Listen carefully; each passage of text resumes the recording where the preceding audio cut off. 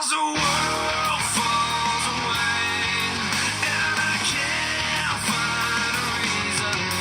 As the world turns to gray, it's killing me unwillingly, and I am just the same as you.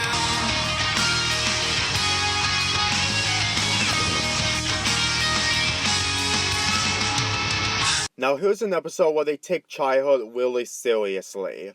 Farm Fango.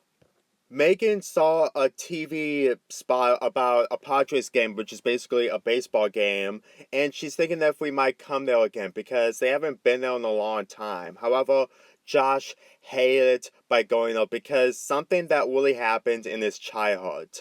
The Farm Fango. Believe me, I'm going to talk about childhoods at the end of the story. Josh assumes that Drake completely ruined his childhood by just taking the final Farm Fango from the store.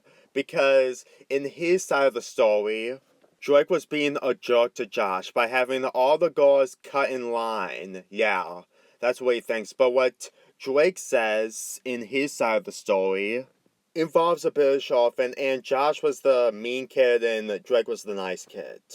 There's no difference.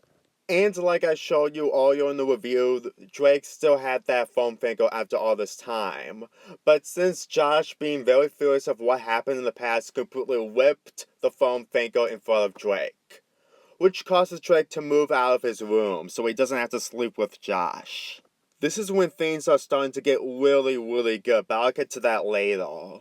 To end this argument once and for all, Megan gets Lenny Spotnick, the eye patch person who was selling the Farm Fangos at the Padres game. And his side of the story is true. Drake and Josh were nice during this time, and the whole reason why they had fights was because Lungo Megan threw a cookie behind of Josh's back head.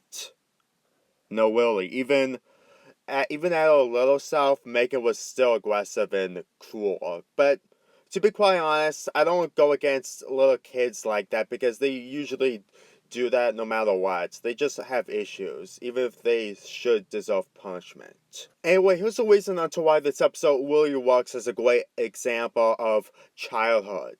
When you're done with childhood, it's the only thing that you have left. And when you go to a place that you really love to go, specifically the Padres game that Drake and Josh were in, you have to admit that it's probably one of the best moments in your entire life. But when something bad happens, even if it was on an accident, that moment would completely give you a grudge against that place for a long, long time. And when you find out that the person was the reason that it made your moment terrible, you'll go against that person. And it really works that Drake and Josh are brothers in this show. Now, in the episodes before this, when they were arguing, it's either Drake doing something for himself.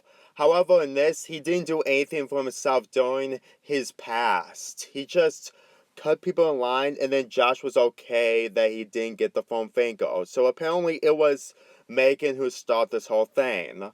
And all honestly, I think him forgetting about his love of getting the Farm Fango and him getting hit at was just probably something that he just couldn't get over. And believe me, when you're little, you always have a lot of issues involving things like getting hit in the head and stuff like that. I got nothing else to say about this episode. As for the comedy, well, there was a joke where the kids are just acting like kids, and there was a joke where Drake completely set up a burglar alarm on Josh, which is actually kind of hilarious and completely out of nowhere. I really enjoy that joke even to this day.